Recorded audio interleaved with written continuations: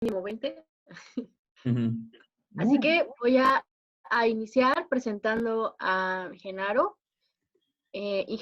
Bueno, Genaro Grajeda cursó Ingeniería Aeroespacial en la Universidad de Texas, en Arlington. Diseñó e implementó proyectos satelitales en el área comunicaciones, donde fue encargado de la implementación del proyecto México Conectado para el estado de Oaxaca y la primera demostración de un sistema satelital de órbita media, además de proyectos de redes celulares rurales vía satélite. Actualmente se desempeña como ingeniero de preventa en Eutelsat Américas, antes Satélites Mexicanos, y en Eutelsat Genaro trabaja con equipos técnicos y de ventas para diseñar redes satelitales e híbridas a nivel global. Genaro participa de forma activa en el Consejo Consultivo de la Generación Espacial, que es el Space Generation Advisory Council, que es un organismo no gubernamental observador en Naciones Unidas. Y durante su tiempo en los Estados Unidos, Genaro se acercó a la divulgación de la ciencia espacial, trabajando en el planetario de su universidad.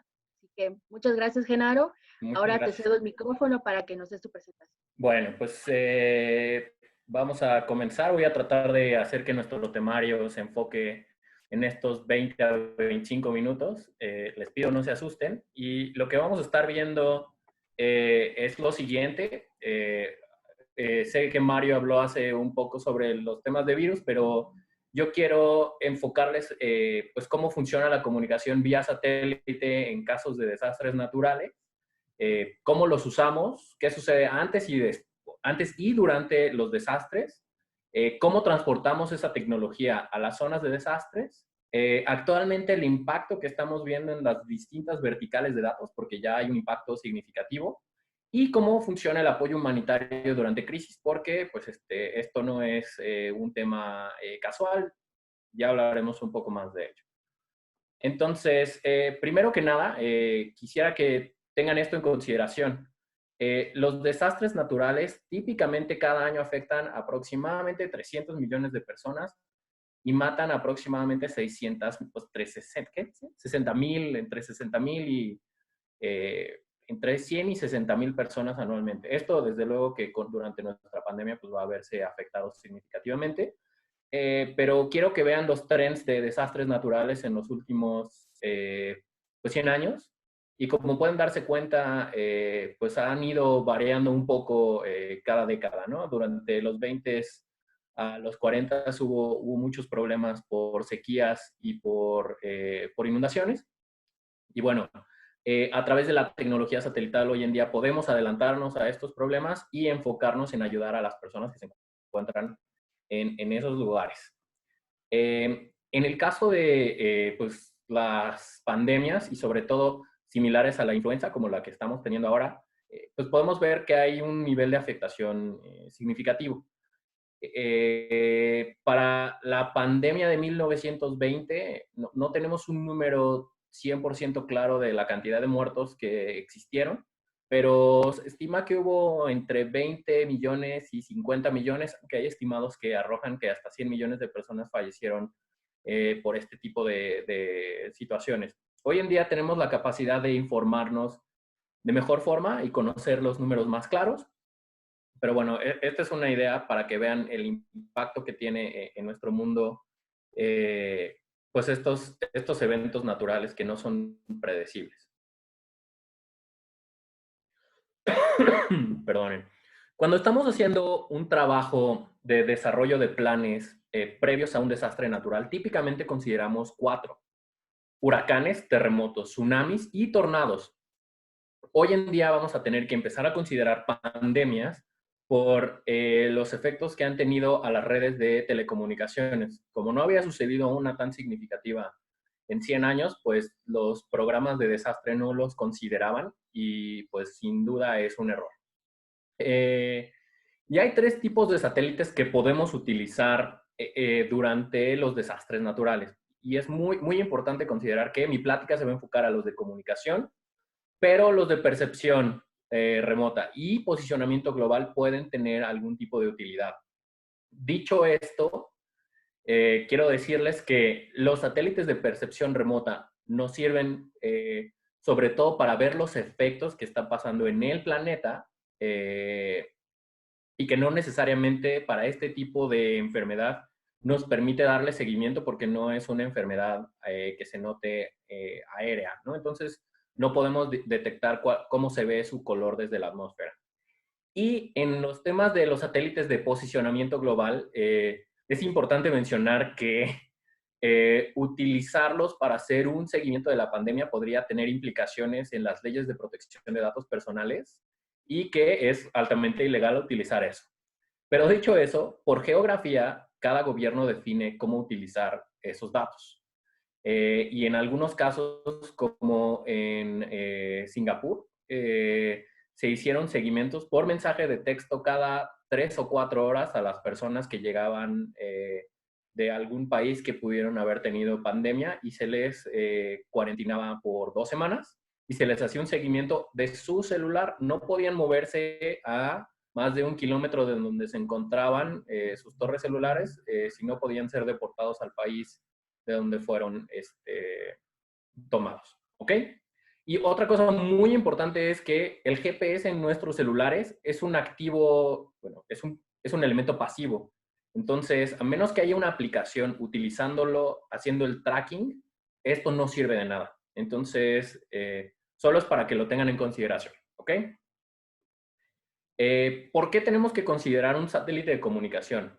Me enfoco en los satélites geoestacionarios más que en los de órbita media y en los de órbita baja. Primero porque los de órbita baja pues no funcionan actualmente para comunicaciones.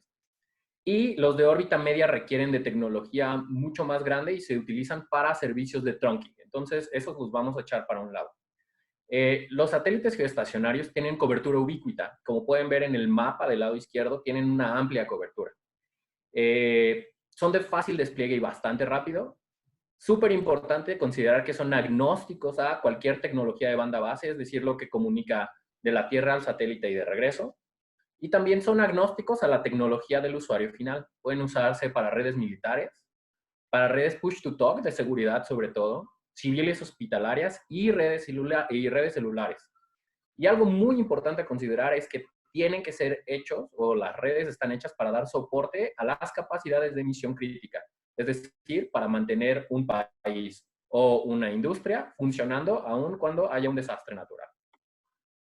Antes del desastre natural, hay que considerar un par de cosas.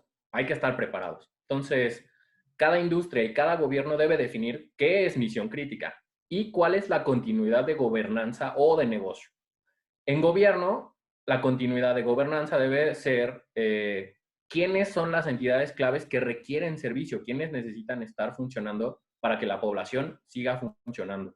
En dado caso, hay que considerar qué unidades hospitalarias, porque no todas las unidades hospitalarias están listas para los distintos eventos. Si son temas de inundaciones, hay que tomar en cuenta que las presas o las unidades hidroeléctricas pueden sufrir rupturas significativas y pudieran tener un colapso que dañe a la sociedad más allá del agua. Y sobre todo hay que definir qué cabeceras municipales requieren estar comunicados por sobre otros. En industria tenemos que ser muy claros que los servicios de comunicación celular hoy en día son clave y deben mantenerse. La televisión digital terrestre es clave para que la información que el gobierno manda a la población se mantenga y debe mantenerse. Cajeros automáticos y bancos son considerados de misión crítica y por lo tanto deben mantenerse abiertos. Y la forma en la que recibimos comida, supermercados o tienditas también. Entonces, eso es lo que debemos proteger antes del desastre. Ahora, durante el desastre, el objetivo de tener comunicación siempre es que los gobiernos puedan entender cuáles son las necesidades de los lugares afectados. Evaluar cuál es la criticidad del apoyo que deben entregar. En el caso de ahora, pues son los insumos y las posibles medicinas que se necesitan. Y cómo apoyar a normalizar las actividades en las poblaciones afectadas. Después de ello hay que definir las prioridades en el desastre. Sin duda la prioridad número 1 va a ser restablecer la ley y el orden en sitio. Y por ello los mandos militares y los mandos policíacos tienen que estar todo el tiempo comunicados. Típicamente para eventos como huracanes o inundaciones debe haber un centro de comunicación de avanzada porque la comunicación terrestre seguramente habrá caído. Y pues finalmente tenemos que identificar cuáles son las necesidades más urgentes de la población. ¿Es comida? ¿Son medicinas? ¿Qué es? ¿No? Entonces, el gobierno debe definir esas prioridades durante el desastre. Y finalmente, priorizar qué países o regiones deben recibir más apoyo que otros, porque no necesariamente todos se van a ver afectados de la misma forma.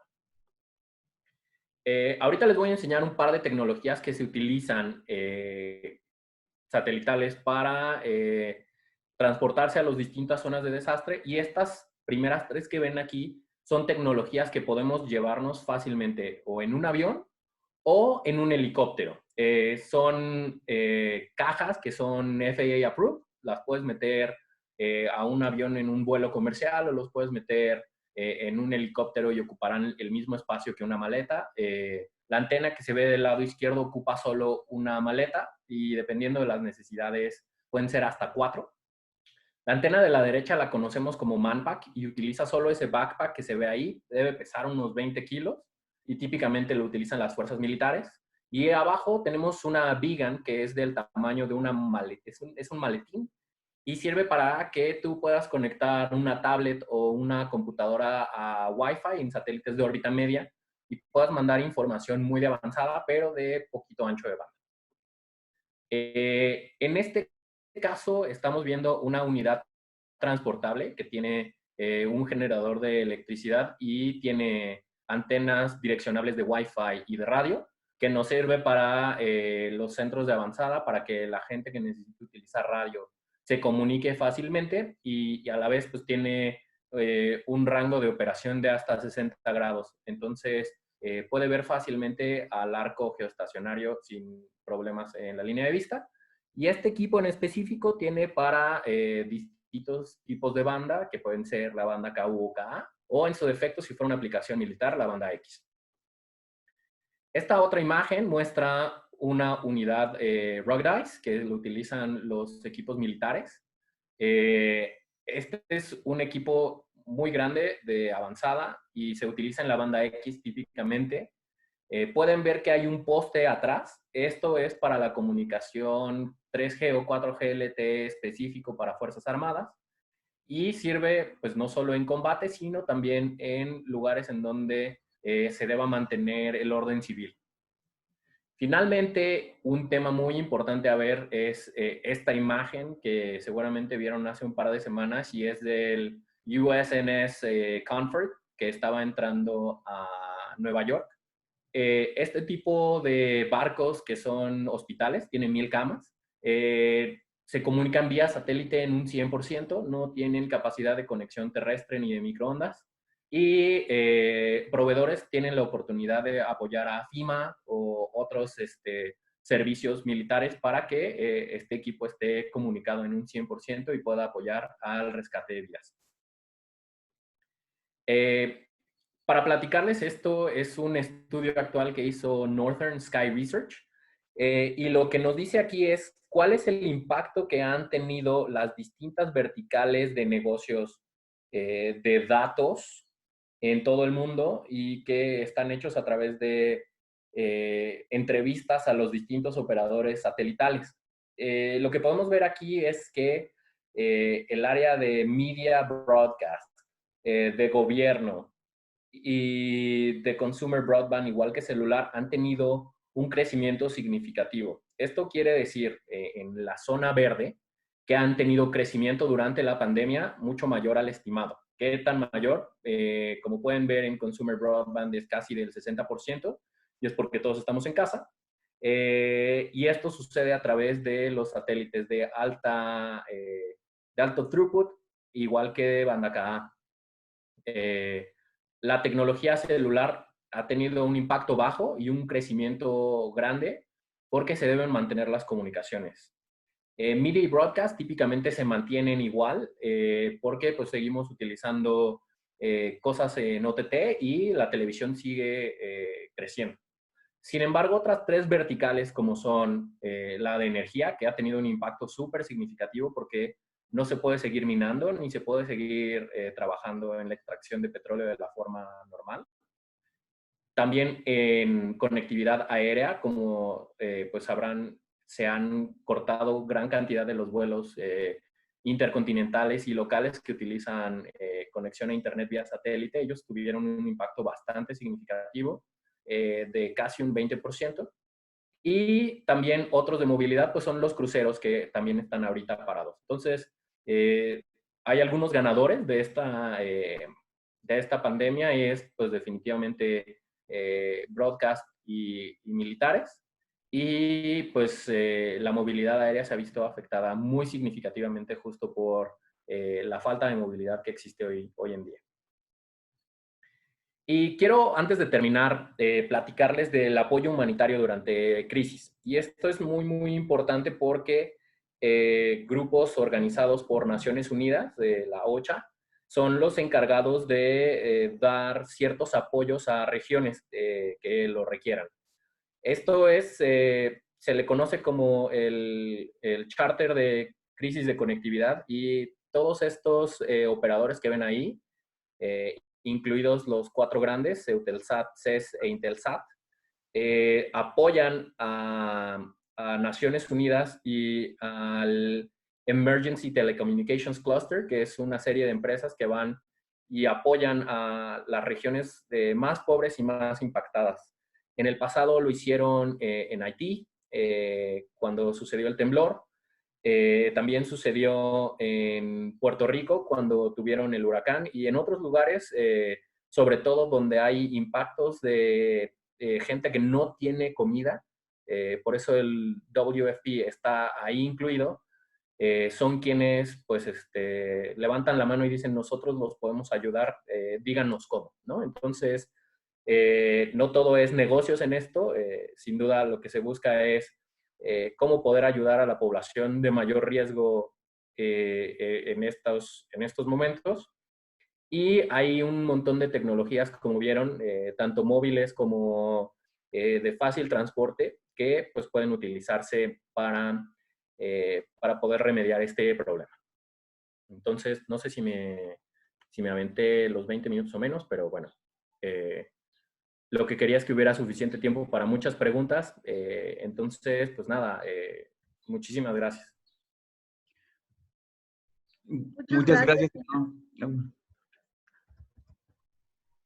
Muchas gracias, Genaro. Ahora abrimos el espacio para que nos pregunten. Aquí ya tenemos a la primera, que es de Rigoberto Reyes. Él nos pregunta, ¿qué está haciendo particularmente Eutelsat en México para combatir el COVID-19? Si es que se puede saber.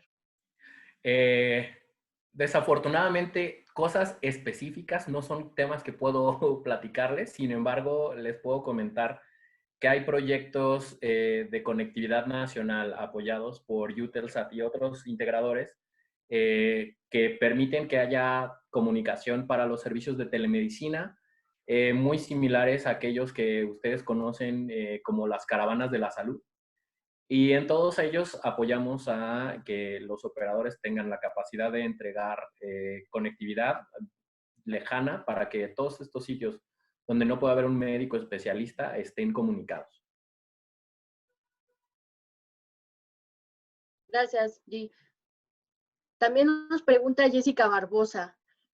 Los satélites no podrían llevar seguimiento del virus, obviamente, pero sí podrían llevar registros de rangos de temperatura, ¿no? Sí, sin duda, los satélites que son de percepción remota pueden hacer un registro de la temperatura de los distintos sitios, igual de las islas de calor que existen en las ciudades. Algo muy importante a notar es que desafortunadamente estamos viendo que el impacto del calor en este virus no es significativo y aún con el ambiente mucho más caliente que está existiendo ahorita, no va a disminuir. Entonces, bueno, sí es algo que actualmente los satélites de NASA e ESA pueden hacer sin mayor problema, pero pues todavía habrá que identificar si ellos pueden generar un beneficio o no a trabajar contra este virus.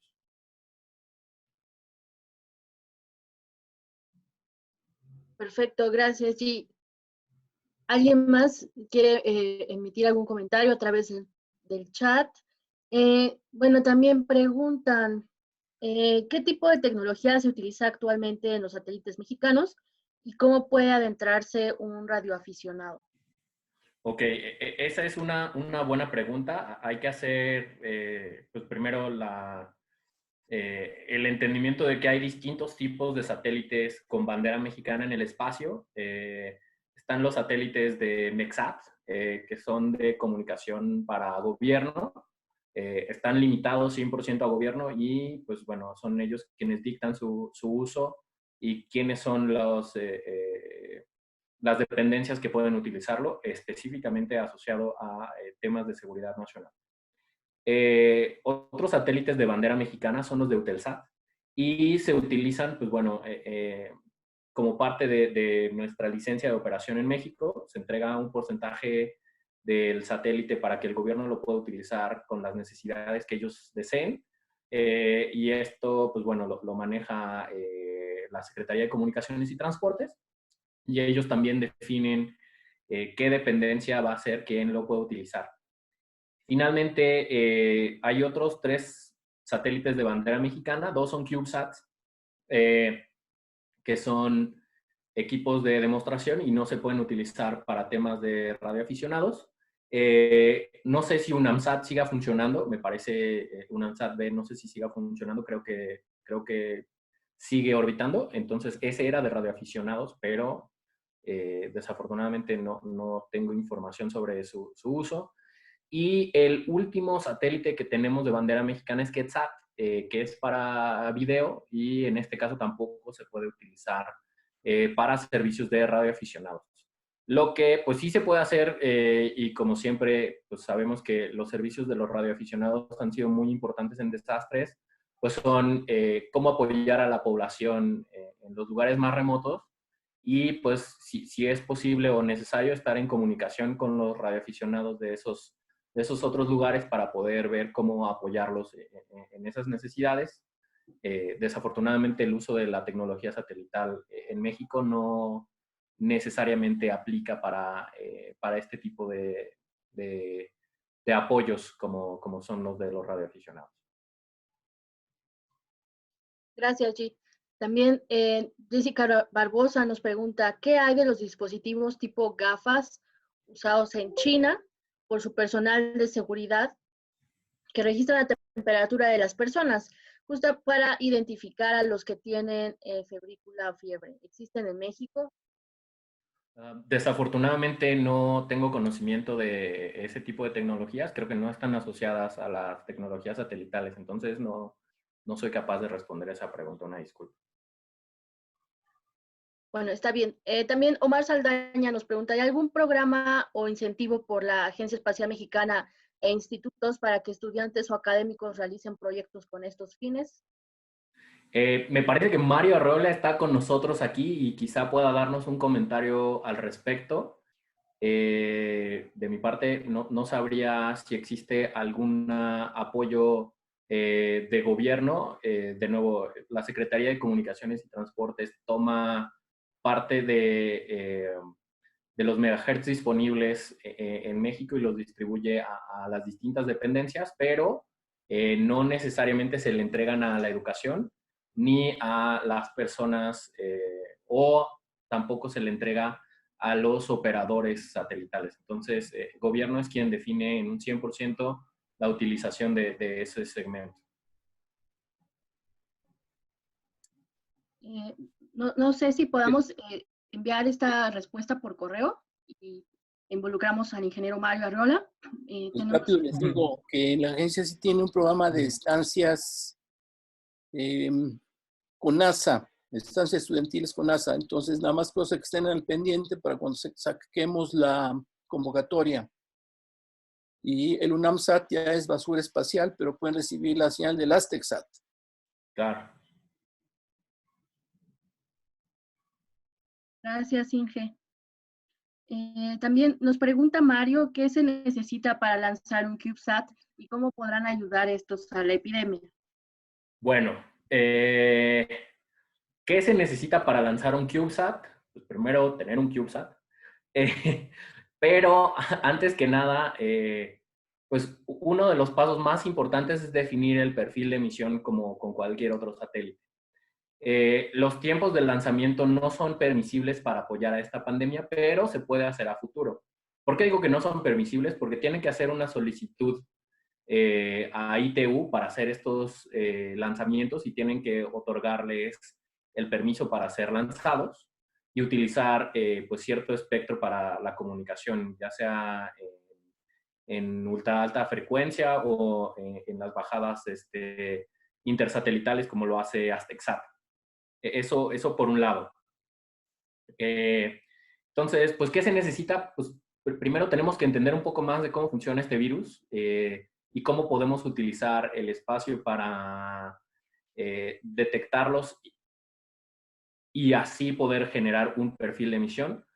Pero bueno, probablemente en este mundo pospandémico podamos crear nuevas misiones que estén enfocadas pues justo a conocer más cómo funcionan los virus en nuestro planeta y hacer perfiles de emisión que nos ayuden a futuro a, si no prevenir, por lo menos tratar de aislar estos virus tan peligrosos y actuar con suficiente anticipación. Totalmente de acuerdo, Gis. No sé si alguien tenga otra pregunta.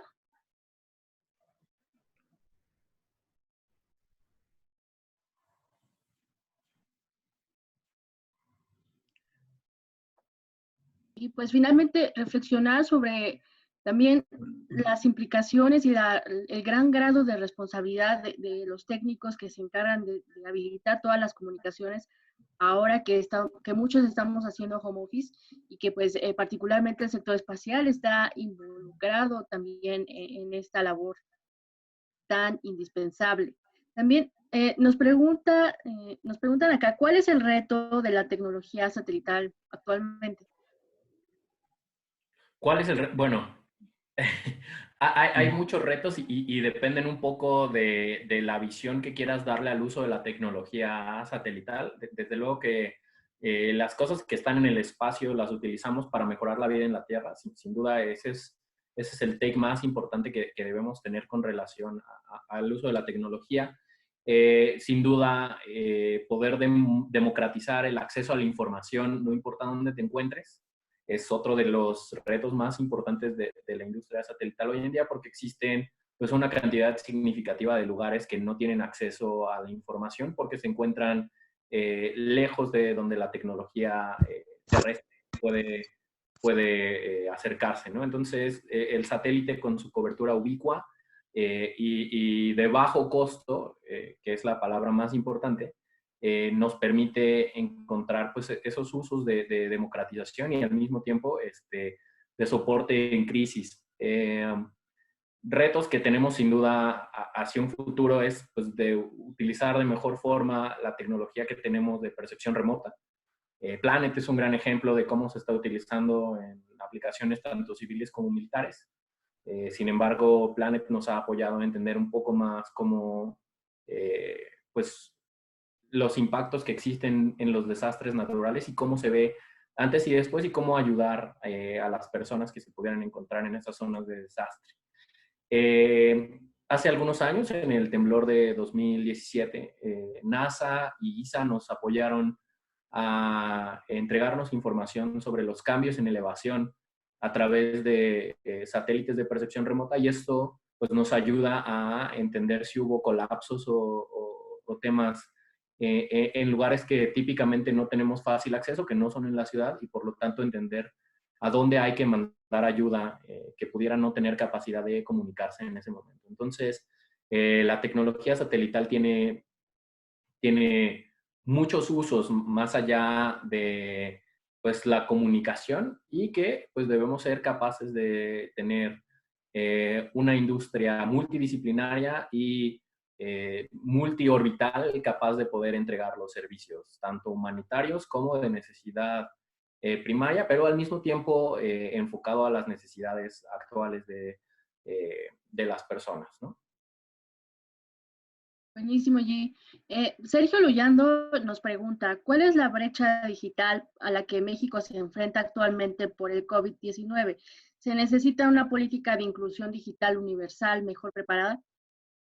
Bueno, te puedo platicar que cuando trabajé en el proyecto de México Conectado en el 2012, la idea era llegar a al menos 10,000 poblaciones con aproximadamente 1,500 pobladores o más, donde no hubiera conectividad vía terrestre. Entonces, hubo un enfoque muy significativo en Oaxaca y Chiapas, donde pues se llegaba a escuelas, hospitales y centros de desarrollos indígenas que realmente necesitan esa conectividad.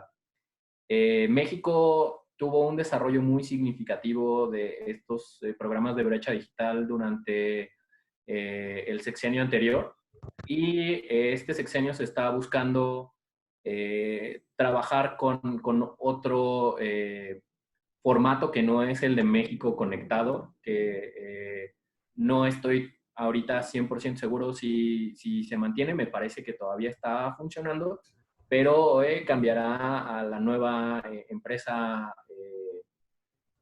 pública que va a buscar dar conectividad a estos lugares. Es muy importante mencionar que hay todavía miles de personas sin conectividad en lugares muy remotos, en lugares con poblaciones menores a 500 personas. Y pues el impacto económico de poder llegar a esos lugares es significativo. En mi experiencia hemos visto que los lugares que se conectan, que antes no tenían conectividad, pueden mejorar su comercio con otros poblados y sobre todo la comunicación con sus seres queridos que no se encuentran necesariamente en esos pueblos. Y esto pues ayuda definitivamente en tiempo de crisis a sentirse menos solo, más acompañado y sin duda también pues con la capacidad de que los hospitales que están lejanos puedan tener apoyo para que las personas se sientan más seguras y más capaces de poder continuar con su vida diaria después de que haya pasado esta pandemia. Totalmente de acuerdo, G.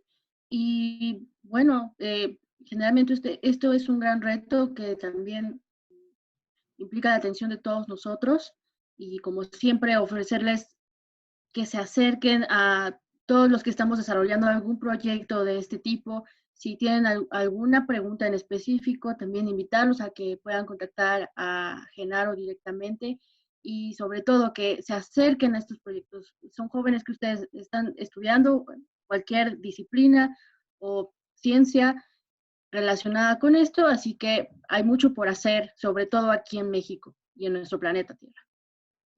No sé si alguien más quiera hacer otra pregunta a través del chat. ¿Alguna otra pregunta, cosmonautas? Comentario.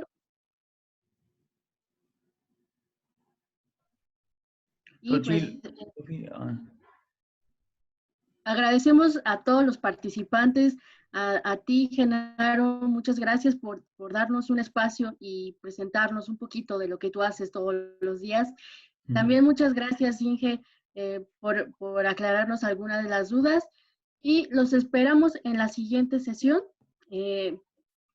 Comenzamos a las 3. Sí. Bueno, aquí nos dan un último comentario de parte de Alejandro, que la mayoría de los buques de la Armada cuentan con sistemas satelitales. Es un tema muy interesante.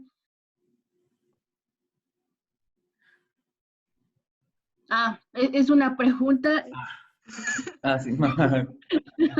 No, Faltó el signo, no pasa nada. ¿Producción? Sí, claro. Sé que nos queda poquito tiempo, pero sí, los buques de la Armada y otros servicios de avanzada de protección policial en México y militares cuentan con servicios de comunicación vía satélite, en este caso provistos por el servicio de MEXAT. Eutelsat provee a los servicios militares también segmento para que puedan utilizarlos de la mejor forma posible, tanto en banda C como en banda KU. Y pues la idea es poder de nuevo proveer a nuestras fuerzas militares y policiales la capacidad de ser independientes y mantener pues la ley y el orden en caso de que existieran pues, problemas de levantamientos civiles derivados pues, de la pandemia, ¿no? Entonces, sí cuentan con ello y sí son capaces de utilizarlos de forma diaria. Y antes de concluir, viendo que nos quedan 50 segundos, los invito a que entren a este Crisis Connectivity Charter para que entiendan un poco más cómo a nivel mundial estamos trabajando con distintas empresas y partners como el Global Visa Forum y Naciones Unidas para poder ayudar a las poblaciones en riesgo en el mundo entero, no solo en México y en el mundo.